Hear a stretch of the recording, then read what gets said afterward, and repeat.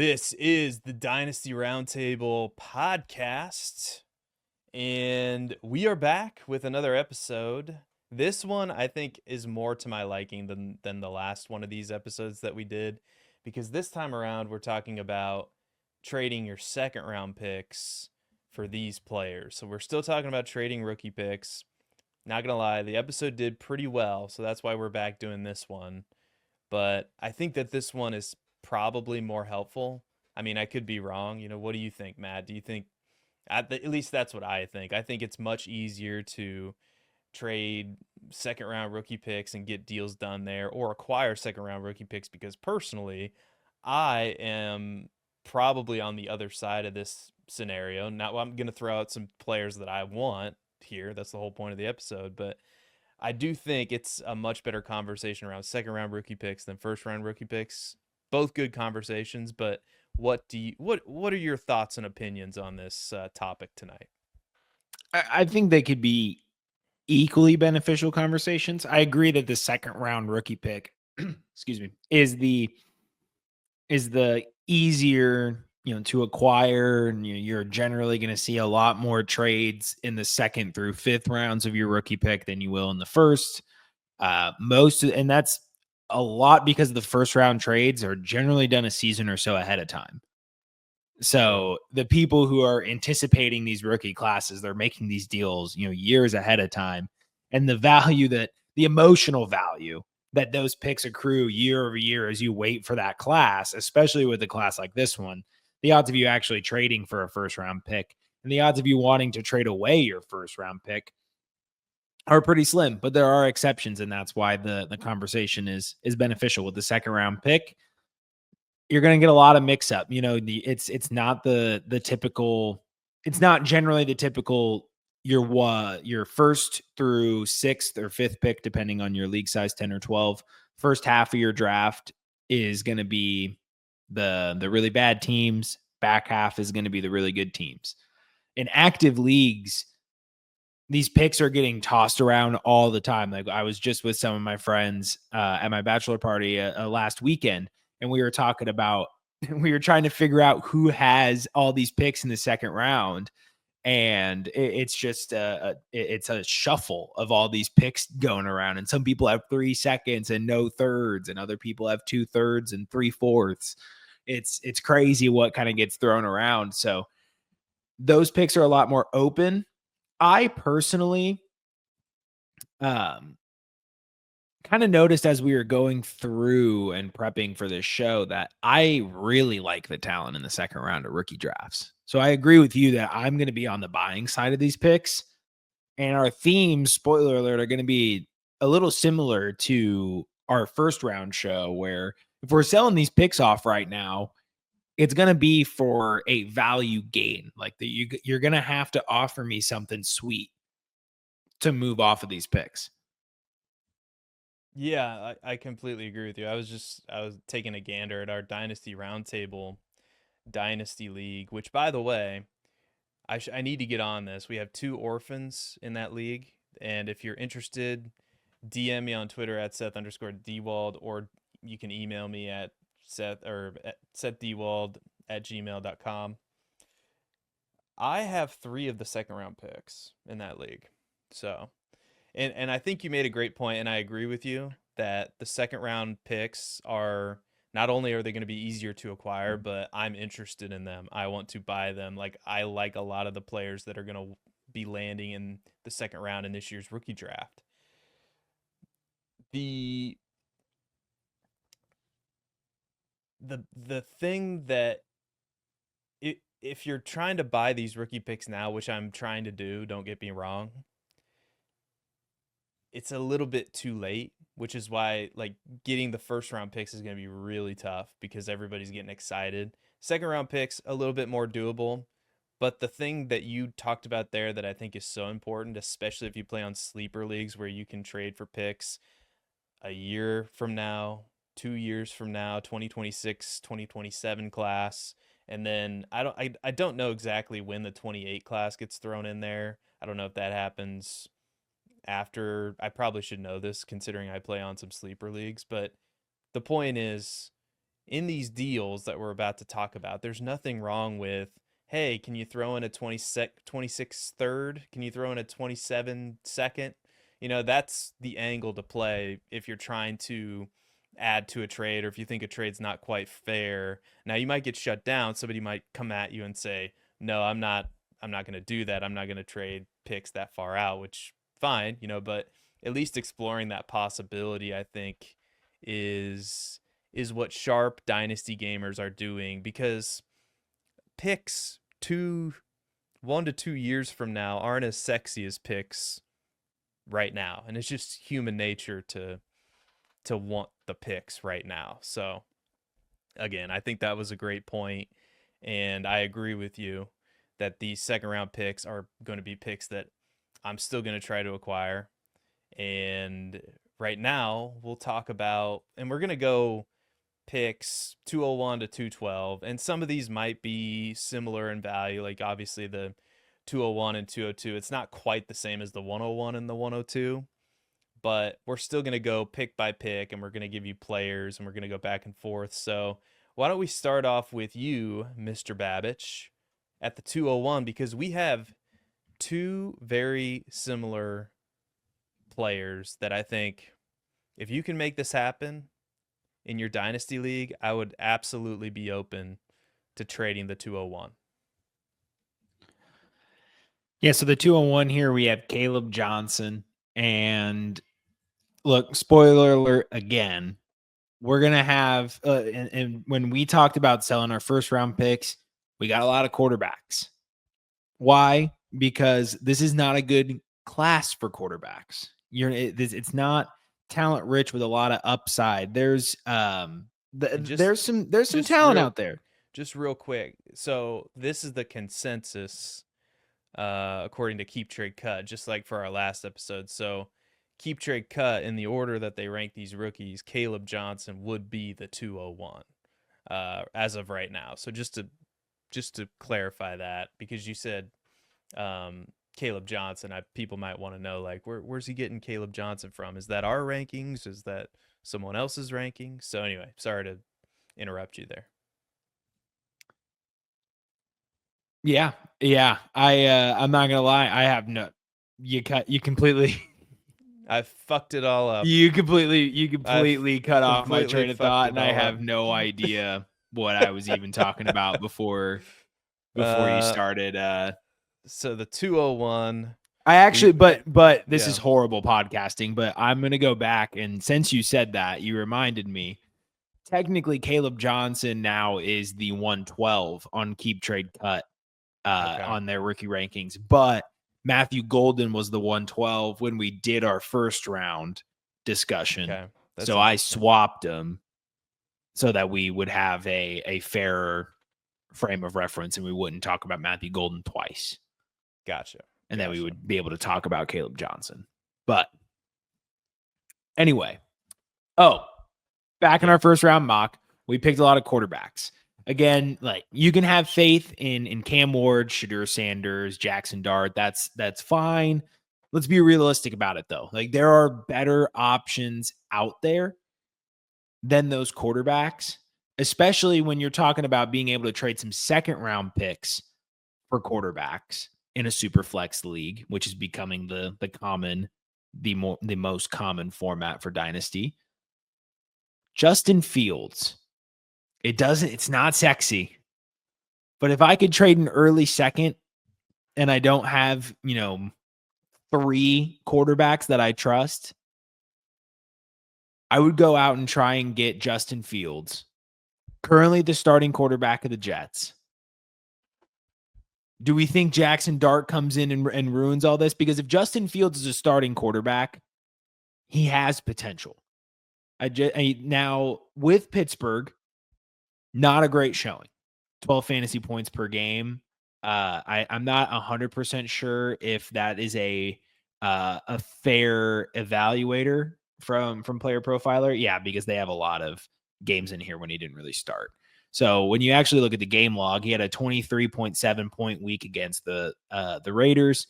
He had a 16 point week against Dallas, 32 points against Indianapolis, and 19 fantasy points against the Chargers. So he had a really good run there from weeks 3 through 6 before being replaced. And if you can get even a shot at that production for a 2-1 in Superflex, I love Caleb Johnson, but not like that. I love that. I love that call by you. And you might think that, man, that really Justin Fields for the 201. Well, I've pulled up some trades here, and so we're talking. I see one Justin Fields for a 2026 second round pick.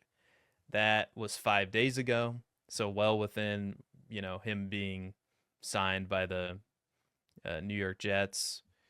I have one here, the 207 and the 306 for Justin Fields, which is I think about right, right on with the 201 evaluation. So again, I think it's possible, and Keep Trade Cut I think has him as their 95th overall player. Now, there are some leagues too where I'd be willing to trade Justin Fields for, maybe a little bit more than the 201. I'd probably try to maybe get into the first round, maybe the 112. But still, if you're a contender, I completely agree. And you need a quarterback in the short term. Justin Fields, he's proven he has all the upside in the world. And we'll see what the Jets do in the NFL draft. I would assume that they're going to target some weapons for him. That's what I would do. I would probably look to upgrade the receiver and tight end positions. We know they have Breece Hall and Garrett Wilson. My pick for the 201 is very similar. It's funny. We don't talk about this before we do it. I just write it down. And I put down Anthony Richardson. And I don't know if this is possible, but all I know is what I saw on Keep Trade Cut, and Anthony Richardson is ranked outside of the top 100. He's below Caleb Johnson by a little bit. Yeah. And Justin Fields. And he's below the next two picks that we're going to talk about in Colston Loveland and Jackson Dart.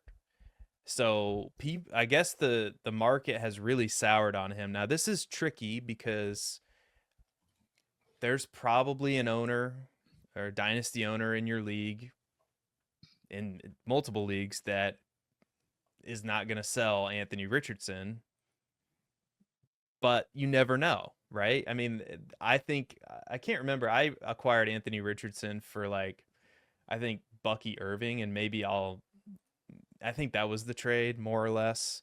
And at the time, I thought that was a good deal. It might not pan out to be a good deal, but we'll see. I might have the last laugh with that one.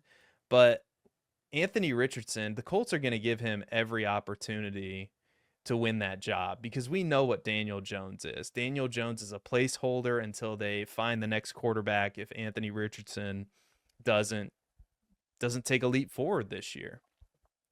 And yes, you could absolutely be lighting the 201 on fire if it doesn't work out.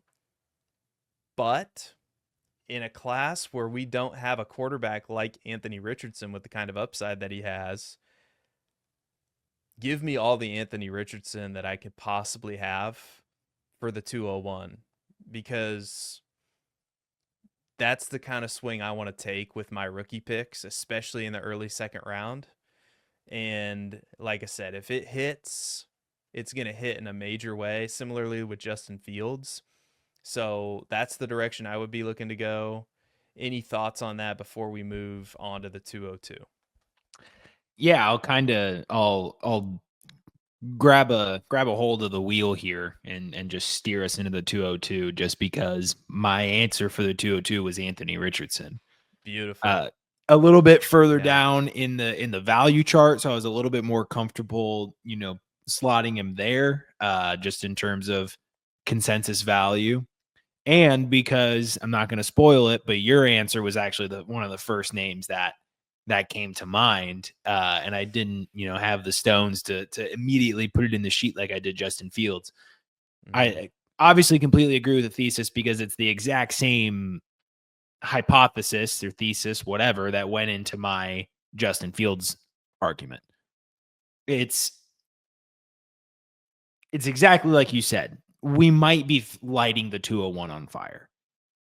At the same time, I mean, maybe I'm just not a good drafter, but I have first round picks, second round picks, third round picks. I can name a lot of first round picks that have done me good in fantasy football. I can name a lot less second round, third round picks that have Just been tried and true. And we love like when we sit here on April 8th, we're just less than a month away from the NFL draft. No one wants to hear that there's a statistical likelihood that is greater than you would want that no matter what you do with your 201, you are lighting it on fire. Charge it to the game. And if yeah. you choose to make that bet on a Konami code quarterback capable of putting up 30 points and being the number one scorer at his position on any given week, multiple rushing touchdowns, that is much better than taking a shot on Caleb Johnson. A first round prospect could fall a few spots to the 201, and I could still tell you that it would be worthwhile to explore a trade for a quarterback with a rushing floor. Doesn't matter what pick it is. Yeah. I couldn't have said it better myself. And you nailed it exactly right. I was trying to bring up our Dynasty Roundtable rookie draft to see who the 201 and 202 were. Um, and I couldn't quite bring it up, but I'll try to get. Jonathan Brooks and Trey Benson in my home league, Dynasty League. See. And I know because I took Trey Benson over Jonathan, or I took Jonathan Brooks over Trey Benson. And I was just thinking off the top of my head some of the other second round picks that were, from last year. Jalen Polk, Adonai Mitchell, just a few off the top of my head. Ben Sinnott was in there, wasn't he? And I don't know. I'm trying to think. Blake Corum. Remember the 2020 class was supposed to be loaded. I mean, and you had Dobbins, Swift. Yep. Like you had a bunch of duds that were supposed to be really something in that 2020 class, even all the way up through the first round. Yeah. And then if I remember right, the class before that, 2019, was supposed to be terrible. That was the N'Keal Harry class. And that produced, I don't know, AJ Brown, David Montgomery, Josh Jacobs. I mean, even though there were some misses in there, I mean, it goes to show you, and this is an aside to what the main point of the episode is, when people out there are so sure that this class, oh my God, it's the best class that we've ever seen, ever, and that we will ever see in the history of the NFL, or if it's the worst class that they've ever seen, the truth is probably somewhere in the middle. So if the hype is all the way on one side, and we had D-Bro on the show last week, and he was getting the feeling that people were generally down on this class, so that would lead him to buy these picks, and that's kind of how Matt and I feel as well. That's the direction you need to go. You got to zig while other people zag. And if everyone's telling you that this class sucks, what do they know? Because maybe it's weak in some areas, but it doesn't mean that NFL teams aren't going to identify talent and put them in a position to succeed, right? So again, it all comes back to the fundamentals of Dynasty and figuring out where the value is and attacking and trying to accrue as much value as possible. And I think, rookie picks certainly play a part in that. But my answer for the 202 is Joe Mixon. And this is probably a win now only type of trade that I would make. Because, the Texans offense, we know that their offensive line struggled at times last year, especially to protect CJ Stroud. And not going to lie, their moves along the offensive line have kind of been cockamamie, trading away Laramie Tunsil. And so I don't know what their plan is going to be, but I do know that Joe Mixon has run behind bad offensive lines before, and he is 28 years old, But the past 2 seasons, and it really didn't seem to matter much at all when he went from Cincinnati to Houston. It really felt like that was, I don't know, going from Wendy's to McDonald's. It really didn't, there wasn't much of a difference there. If anything, he was more efficient this past year than he had been in the past couple years. 12 touchdowns in 2024, 12 touchdowns in 2023. I mean, you can basically, over the last 4 years, you can basically write in a top 10 in fantasy points per game finish. There's not much behind him as of right now. Now, the Texans, they might be wise, maybe in round 3 or round 4 to draft a running back. That wouldn't scare me. If anything, that would, if the price goes down, I would be more willing to acquire Joe Mixon. And that might be the way that you should play it. Maybe you wait till after the draft is over. But again, we're talking about rookie picks that we're either trading or using to acquire players right now. But Joe Mixon for me, I think is at the top of my list if I'm a contender, because I think that the situation, even though as I mentioned at the top, the offensive line is weird, but Joe Mixon has played with weird, strange, not great offensive lines before, and he's done just fine. So 202 for Joe Mixon for me. Matt, take it away with the 203, which is Jackson Dart, according to Keep Trade Cut. Yeah, so I went on a little bit more of a rebuild side with this one, and it's a little bit of a stretch most likely, but Ricky Pearsall.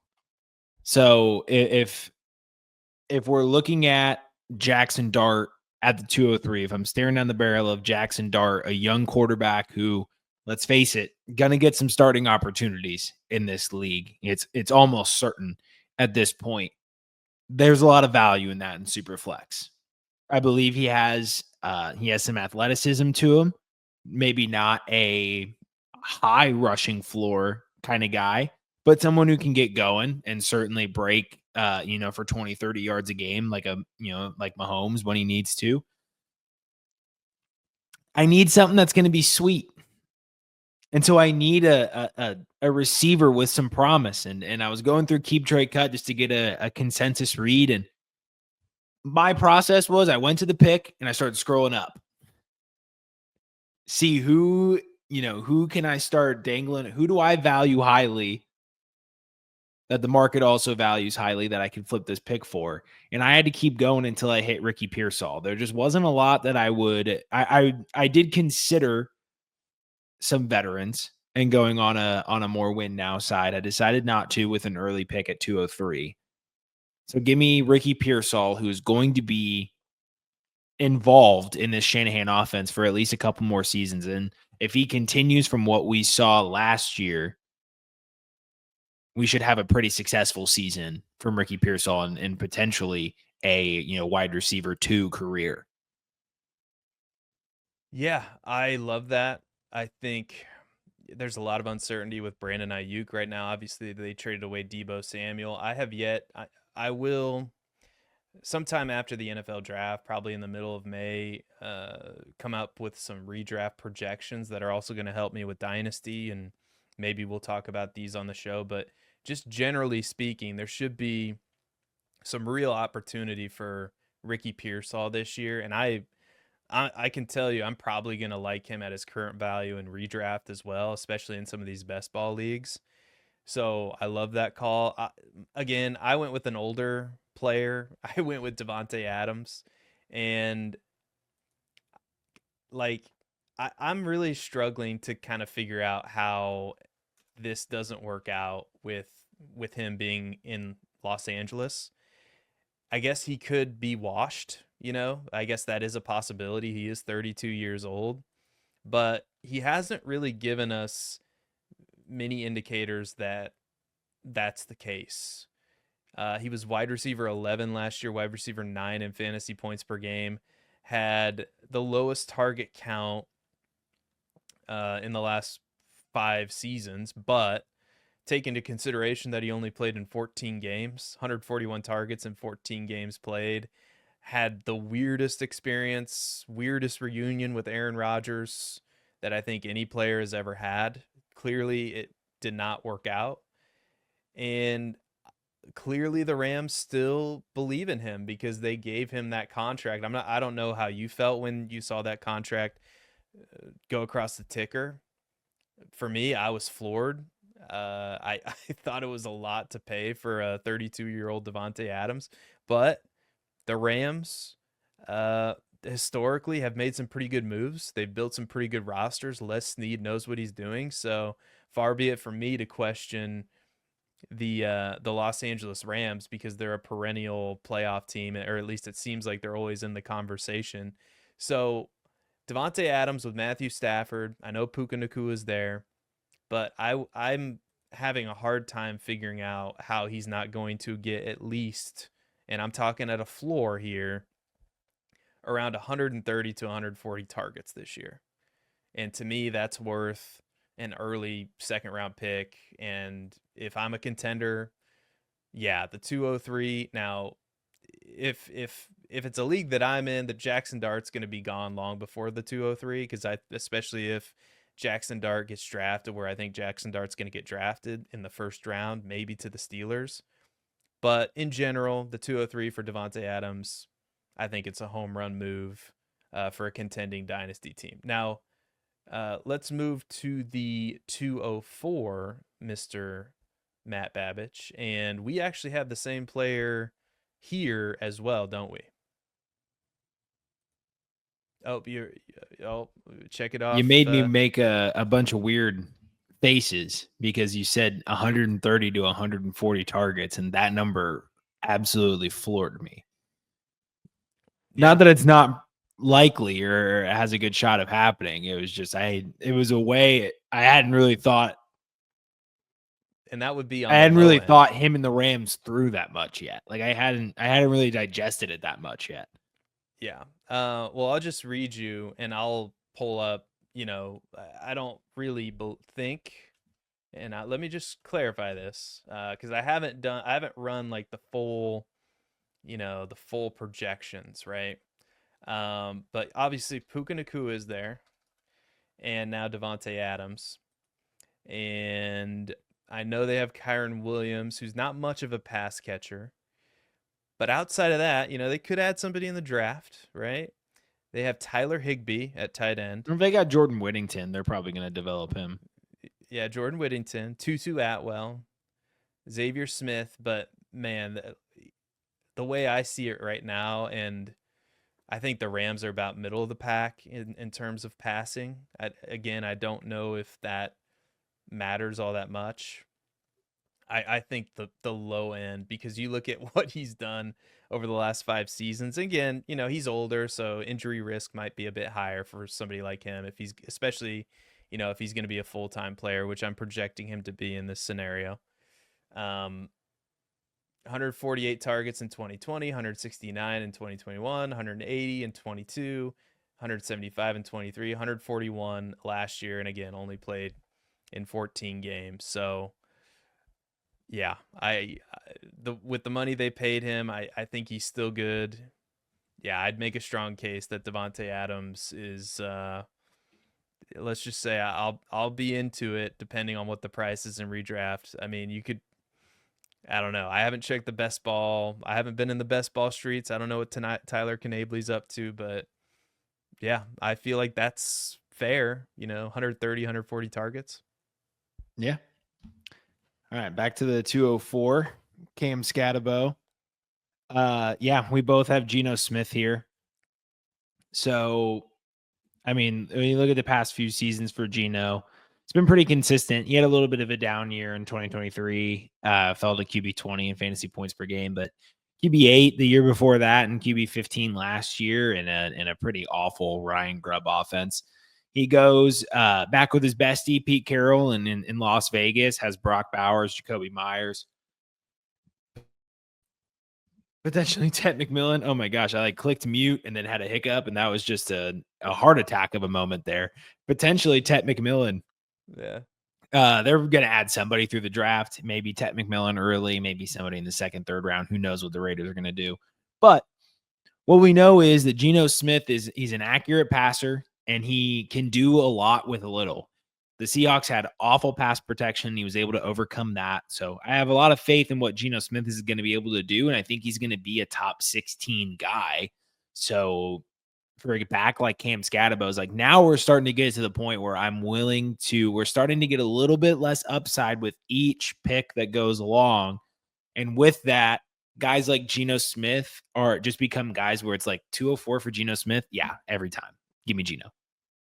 Yeah, and I think it's one of those scenarios where if you need a quarterback and you want a cheaper option, I think Geno Smith right in this range is perfect because the Raiders, when you take a look at that contract they gave him, $66.5 million guaranteed.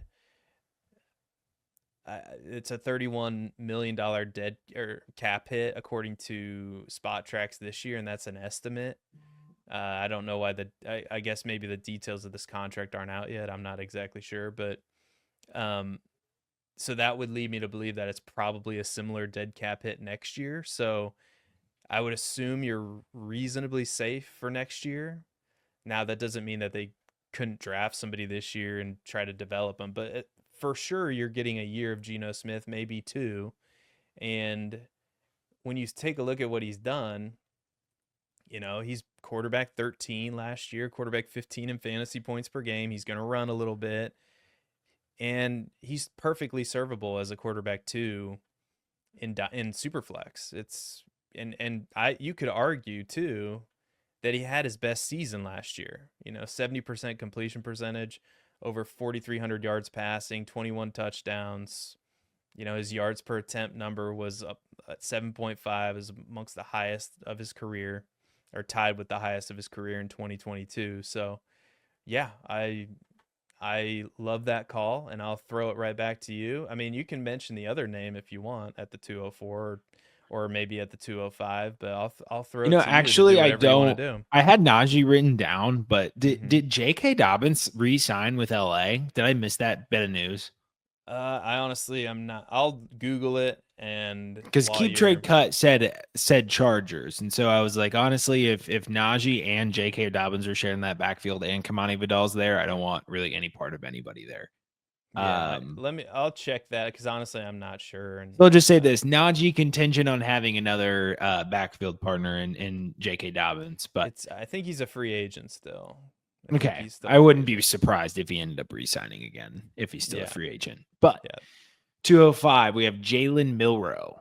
I'm actually kind of coming around. Side note, I'm kind of coming around to just taking some darts on Jalen Milroe in Superflex because why not? Just kind of seems like the profile, if you're going to take a shot on somebody, I'd rather take a shot on Jalen Milroe than like a Quinn Ewers, especially. But for me, I have a receiver that I feel is pretty undervalued, especially with what he was able to do last season. But his season got cut short due to injury. So it's been a while since he's been out there. He wasn't a part of our fantasy playoffs. He wasn't even a part of our fantasy football home stretch. The people have forgotten about Rashid Shaheed. 26 years old, going on 27. He's still on the good side of his age apex. He's at his apex going into this season. And before he exited, he was on pace to do some awesome things. He had 13.6 fantasy points per game. That is including an 8-point game in the week he got hurt and a 0-point game in a dud against Philadelphia. Outside of those two games, in weeks 1, 2, 4, and 5, 16.3 fantasy points, wide receiver 15, 21 fantasy points, wide receiver 13, 18 fantasy points, wide receiver 18, 19 fantasy points, wide receiver 15. He had a 25% target share, hit a 50% air yard share, led the league in air yard share. And he was performing efficiently too. 2.17 yards per route run, was 27th in the league, and also finished 21st in yards per team pass attempt. Now, his ADOT was a little bit higher than what we would want to see. It was third in the league. You generally don't see that type of success sustained throughout an entire season. Now, he did have a game of pure volume which is did what we want to see. He didn't score a touchdown, still got 18 fantasy points off of 8 receptions, 83 yards, 11 targets. That's the type of stuff we wanted to see. Before that, outside of that, he was catching a lot of deep balls. So, yeah, a little bit of a fluky usage, but when you watch him out there, he's getting wide open. So, like, there's something to say about the fact that he was able to sustain that over long periods of time. And the target volume was there as well. It's not like he's a 3, 4, 5 target per game guy like Jameson Williams.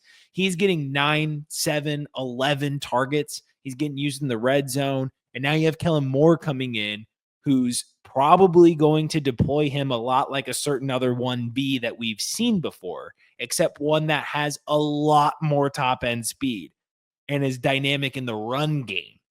So as much as we get to see like a shiftier Smitty in this Kellen role and Kellen Moore offense, that should be very exciting for people. That is such a good call because he was putting Chris Olave to shame. He was the wide receiver 1 in that offense last year. Yeah, and the air yard share is absolutely ridiculous. 50%. I was laughing when you said that because, I mean, well, half of the targets are going to Alvin Kamara for -2 air yards per throw, so that kind of evens it out. Yeah, true. I mean, man, what could have happened if he just would have stayed healthy and that team wouldn't have just completely collapsed? I don't know, but I think that's a great shot to take. I mean, he's not quite at the age apex. He's going to be 26, or he is 26 this year, so it'd be interesting to see. I like that call. I'm going to talk. This is a little risky. It's a little risky for my taste, but I still like it because the Steelers could absolutely decide to draft one of these running backs. In fact, I might be a little bit surprised if they don't at least take a running back, in the 3rd or 4th round. So, maybe this is a bit high. You tell me what you think, but I put down Jaylen Warren here. And we know Najee Harris is not with the Steelers anymore. So you look at their depth chart right now, and obviously it's right now before the NFL draft. Jaylen Warren is very clearly at the top. And they did something the Steelers did that was a little bit odd to me.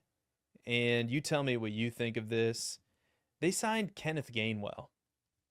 And on the surface, that doesn't seem like it's much. But it could also be an indicator that, okay, maybe Jaylen Warren's going to be our guy going forward, and we just rotate in Kenneth Gainwell. They still have Cordero Patterson. I know this probably makes some people want to vomit in their mouth. I understand. And it totally does not disqualify the Steelers from drafting a running back. And so maybe it's wise to hold off. But Jaylen Warren, I've always thought, and we've maintain this on this channel, that he was the better running back. He was better than Najee Harris, and we detailed that many times on this channel. It was frustrating to me that the last season that Jaylen Warren had, because I don't think he got the opportunities that he necessarily should have. The snap share was below 50%, and I don't know. You could say injuries had something to do with that. I mean, he had a hamstring strain injury in the preseason, had a knee injury that, he missed a couple games for. So that definitely had something to do with that. It's funny. I'm looking on Player Profiler right now, and you're actually one of the featured shorts. And the title is Jaylen Warren, the best running back in Pittsburgh. So there you go. That's how long we've been talking about it. Yeah. Look, I'm going to be honest. I don't like it. When there's smoke, there's fire, and there's something that doesn't sit right with losing a top guy, and then you get a long down and distance, 3rd down, pass catching, 2-minute drill back to pair up with your 3rd down, long down and distance, 2-minute drill, pass catching running back in Jaylen Warren. They're not a 1A and 1B that makes any sense together. So it sounds more like Kenny Gainwell's getting a tryout for the Jaylen Warren role, and they're going to go to the draft to replace for their Their They're bell cow 1A. or their 1A. That's just how it reads to me. Yeah. I can't see any way Mike Tomlin goes into that season with Jalen Warren, with their two serious running backs being Jalen Warren and Kenny Gainwell. Yeah, Because they're and not going to draft they might draft a 5th round running back, but like with that backfield in this class, you're drafting somebody Devin Neal or better. And that's even a stretch. yeah, no, it's definitely Actually, it's Devin Neal would be sick in that offense. I actually I agree. I think that Devin Neal would and I've been saying this a while, reminds me of Le'Veon Bell, so that would make a lot of sense, and I really like Devin Neal. I think Mike Tomlin would love him. So, okay, we have some disagreement there. That's good. It's what makes the world go around. We're gonna have to hustle, and it's probably Yeah. my fault for just talking on and on about Devonte Adams, even though maybe nobody wants to hear that. The 206, which is Trey Harris, according to Keep Trade Cuts consensus right now. So, Matt Babbage, take it away. Yeah. How about trading for a more proven commodity that's going to be getting a lot of targets in Houston, and that is Christian Kirk. So picked up by the Texans via trade, is now the wide receiver 2 in that offense. Yes, there's some issues with the offensive line, but let's face it, whether it was Diggs or Tank Dell, whenever there is a true 1A, 1B in that Stroud offense, there's a lot of fantasy potential for that 1B. And Trey Harris is a guy who we're hoping to be a 1B. So I would love to have Christian. I think Christian Kirk is going to be one of my top trade targets this offseason. He is going to be lacking in value because he's 28 years old. People think he's ancient because he's been around a long time, but he's still only 28 years old. And he doesn't necessarily finish a lot of seasons, short seasons in 18, 19, and then in 23 and 24. Oh, and 20. Oh, everyone had a shortened season in 20. Never mind. I think, I don't know. COVID is wiped from my brain. Anyway, the point being that Christian Kirk has been a pretty reliable fantasy asset over the past few years, and he's going to be staring down the barrel of like Devontae Adams. Like, 120, 130 targets seems pretty reasonable for Christian Kirk. Yeah, I mean, I agree with you. I looked up some trades just now with Christian Kirk. So, and I'm gonna rattle off a few for you. Christian Kirk for the 301, Christian Kirk for a 2026 third rounder, Christian Wow. Kirk for a 2026 third rounder. There's a trade where Christian Kirk just got dealt for nothing. There's some cockamamie trades on All here. right. Well, how about Blake Corum? Yeah, okay. No, How about Blake Corum? what I was gonna say is, I think no, I like it, I think you could probably get Blake Corum. Do you think you could get Blake Corum and Christian Kirk for the 206? You think that's possible? Potentially. I think you get Jalen Wright and Christian Kirk for the 206. Yeah, so that's I think what there's that still, I think people have a little bit more impending. I think they're ready for a little bit more impending failure with Kyra than they are with Achin. yeah, I agree with that. The only point I was trying to make there is I think you could get something else on top of that. Yeah. So, but I like the call. I think when you look at the Texans depth chart, obviously Tank Dell is going to be hurt, and it's Nico Collins and it's Christian Kirk, and then after that John Metzie, Justin Watson, Braxton Berrios. So you would think that a lot of targets are going to get funneled his way. I put up Matthew Stafford, and I know this is kind of probably a boring pick, but I think it makes too much sense. Like if there's a rebuilding team that has Matthew Stafford, they're probably looking to get out from underneath that. I would assume he's an older quarterback. There's always rumors about is he going to retire? Is he not going to retire? We know he's taken a lot of punishment in his career. So I think if I'm a contending team and I need a quarterback, I would not be looking to draft one in this year's draft class, especially considering I'm going to have to, God, pay the 103 for Cam Ward, the 102 for Cam Ward, potentially the 104, the 105 for Shadur Sanders. No, thank you. How high is, and I love Jackson Dart, but how high is Jackson Dart going to get steamed up if he gets a really good landing spot like the Steelers? I just don't want any part of that, and I would much rather take a safer option with Matthew Stafford, especially if I have a contending team. So that's the direction I would go there.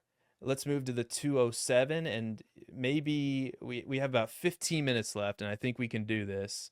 And like I said, part of it's my fault, but the 207, I'll throw it to you, Mr. Babbage. Who's your trade target?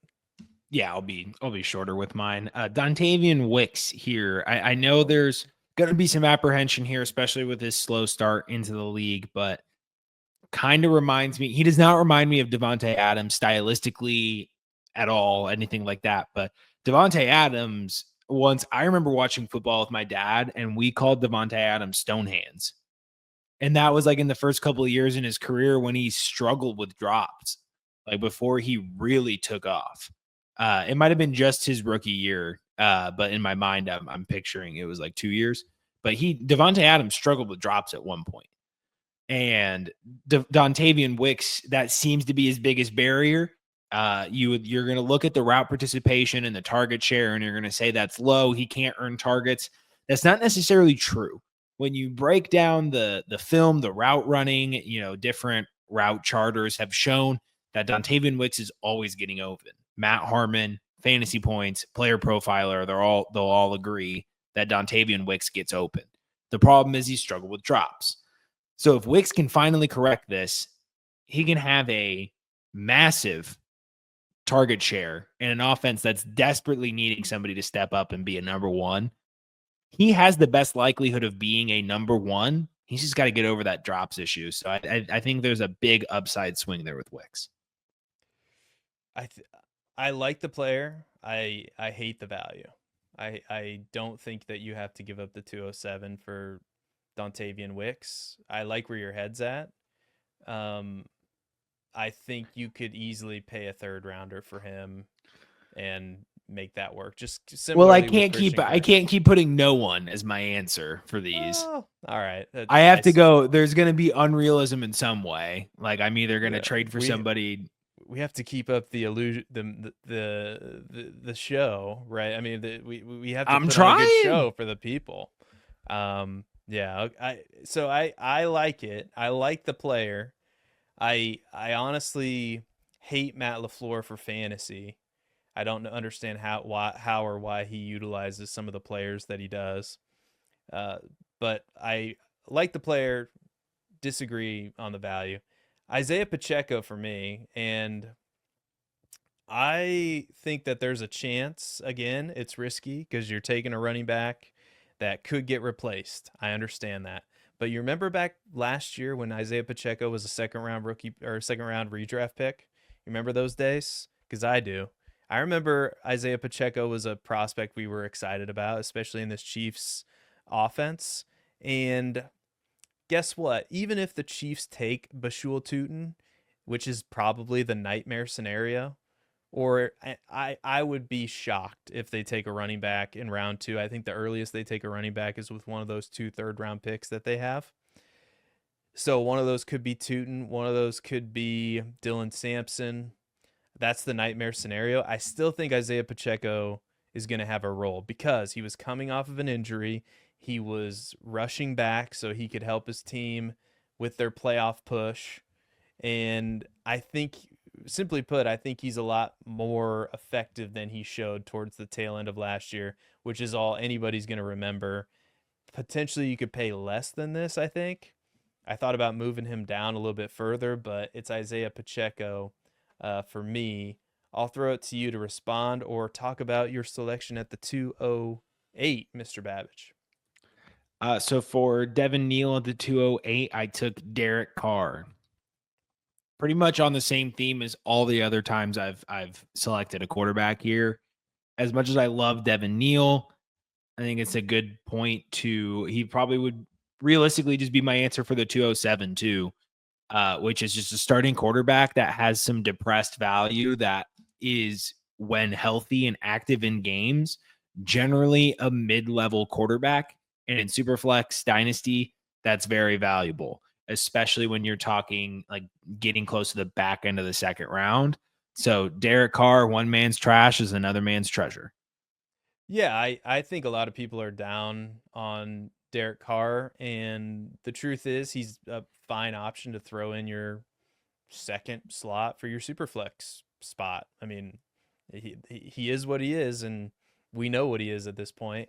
I threw up Stephon Diggs, and according to Keep Trade Cut, I don't know if this is corrected all the way, but he's player 151, wide receiver 53, and it has. I mean, he's gone up according to this 30-day trend. He's moved up 44 spots, but we're talking about a 31-year-old wide receiver.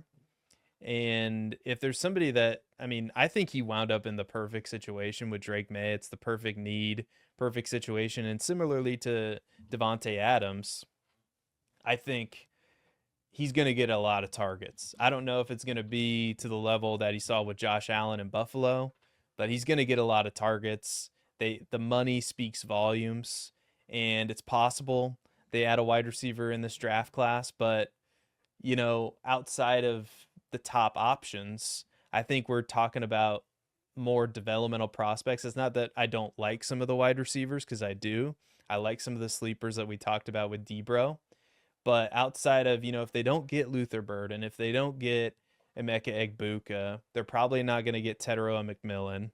Outside of those guys, if they miss out on them or decide to pass on them, then all of a sudden Stephon Diggs is just going to get a bunch of there's not going to be much target competition for him.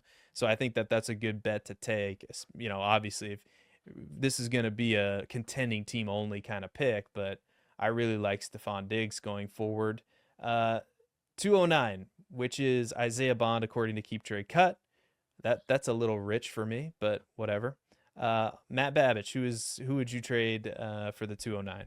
Yeah, it's rich for me as well, and we probably gotta kick it into hyperdrive here. But yeah. I have Demario Douglas plus a little bit on top. Pop Douglas still going to have a role as probably the primary slot receiver, at least for the first half of this season. I don't see anyone unseating him. They need more of a boundary guy, a true number one. They have their slot guy in Demario Douglas, so his role is probably still going to be there. And especially if we're talking about Isaiah Bond, they'll get out from under him for almost anything. Yeah, I like the call there. Again, getting something on top, I think is good. I threw up Aaron Jones again. I'm not going to spend too much time on Aaron Jones. We know what he is. I know they added Jordan Mason there to their backfield, and this is also a team. I mean, he's going to be the goal line back. Yeah. So he might steal some touchdowns away, but in a PPR league more so because of what Aaron Jones can do in the passing game. Now, I also do think that this is, again, a little bit risky because I think Minnesota could also add a running back in the draft. And and just quickly, who the perfect Aaron Jones replacement would be? Matt Babich? Your favorite guy. Imagine if the Vikings took Brashard Smith. I think that's the perfect Aaron Jones replacement, and he steps into that role. We have to wait a year, but I would like that quite a bit. So I'll throw it to you, 210, which is apparently it's Trevor Etienne, which is shocking to me. Yeah, I don't know. I don't know how that's happening. But again, I'm cheating a little bit and doing a tier down where I'm getting some on top, whether it's a pick or a future pick or another piece. Kendre Miller plus another back where I think that maybe not this year, but next year could have some value towards the end of this year too, but definitely not early on. He's more of a stash. Yeah. And I threw Evan Ingram down. And I like that. Man, Evan Ingram, I know he's 30 years old, but again, tight ends, they age like fine wine. They don't age like wide receivers, especially not running backs. But you look at the 2022 season and 2020, especially the 2023 season that he put up in Jacksonville. Last year was weird. He only played in 9 games. He was hurt, with several different injuries, a shoulder in week 14, a hamstring. So the hamstring kept him out of 4 games, and so did the shoulder. So he missed quite a bit of time. But with Sean Payton, I don't think Sean Payton brings this guy in without a plan. I think this guy's going to be their tight end. Now, again, could they take Colston Loveland at pick 20 if he falls there? Sure. that could happen. And, this is probably nuked, but for now, the 210 for Evan Ingram, especially in tight end premium leagues, sign me the F up. We're almost there. The 211, we've almost done it. 2 more picks to go. Who would you trade the 211 for right now? Russell Wilson, another starting quarterback, Ooh, right? He's going to be in the Giants. He's going to be paired up with Malik Neighbors, Wan'Dale Robinson, who's an effective pass catcher. He's going to have Tyrone Tracy in the backfield, potentially something in Theo Johnson if they can get him developed. Giants are probably going to dip their toe into the draft pool at some point to get another piece of talent there on the other side. Oh, they still have Slayton, right? Slayton's a talented pass catcher. Yeah, Darius Slayton, and they He's have still a Wan'Dale Giant. Robinson. Yeah, I think so. So they have a decent receiving core as it is. They're probably going to, try and draft somebody and see what they can get. But again, another starting quarterback for, unproven low ceiling talent. Yeah, I like that. And I don't know why his value is so low on keep trade cut. So that's a great call. If you can get him for the 211, man. I threw up another tight end in Jonnu Smith. I think this is especially if you need a tight end and you're a contending team, and this is the piece you need. At the 211, if you miss out on Tyler Warren, if you miss out on Colston Loveland, I would be taking shots. In the third round, I think would be the right time to take a shot on a rookie tight end like Terrence Ferguson, or you probably don't have to take Aronde Gadsden the second that high, or Luke Lachey that high. But getting Jonnu Smith plus Terrence Ferguson might be the solution to your tight end problems, and it won't cost you that much, which is also why I'm against taking tight ends early in rookie drafts and startup drafts, because I think you can find some value a little bit later on. But anyway, that's an aside. I had Jonnu Smith for Jaden Higgins actually at the 212. So I'll kick it right back to you. All right. So my last player, and this, I don't know if this is realistic or not, but I just wrote down Marquise Brown. And for me personally, this would be Rashee Rice insurance, just in case, I don't know, Rashee Rice isn't ready from the injury, which by all accounts that I've read, he is, or he gets suspended. I think that this could be a perfect, and you tell me what you think of this theory, because I've had this theory all afternoon, all evening, and I'm not willing to give up on it right now. Marquise Brown is the perfect cheap option to go get if you have Rashee Rice, because Xavier Worthy and Marquise Brown, like if you look at the Chiefs depth chart, and they don't have a ton of cap space. It's possible they draft a wide receiver. I don't think that that's probably going to be a big need for them, especially considering they have Sky Moore still, Juju Smith-Schuster.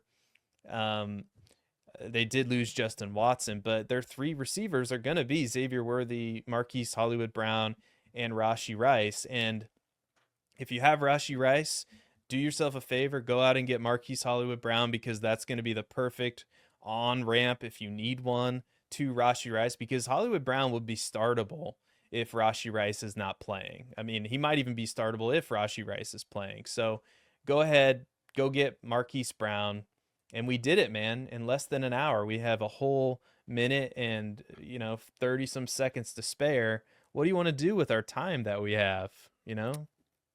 I think we should start preaching. Preaching, yeah. I don't know why that's what. Start preaching to the choir.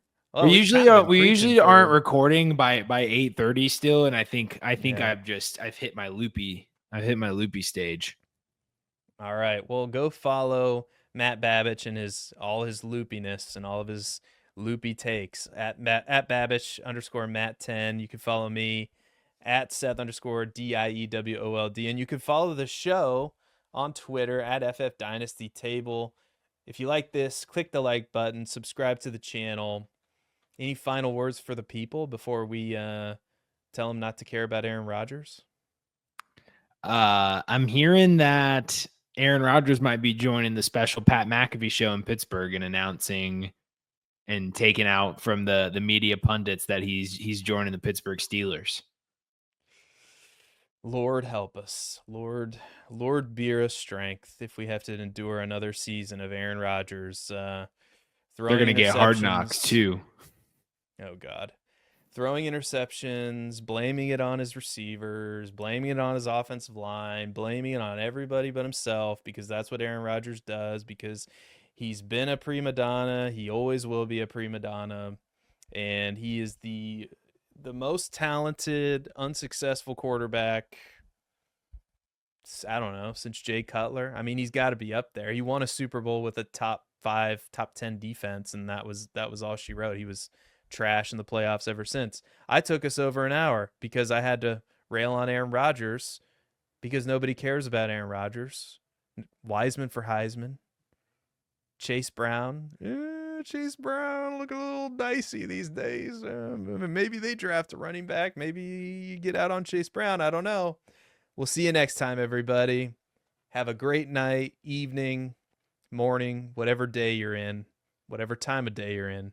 Have a great one, and we'll see you next time.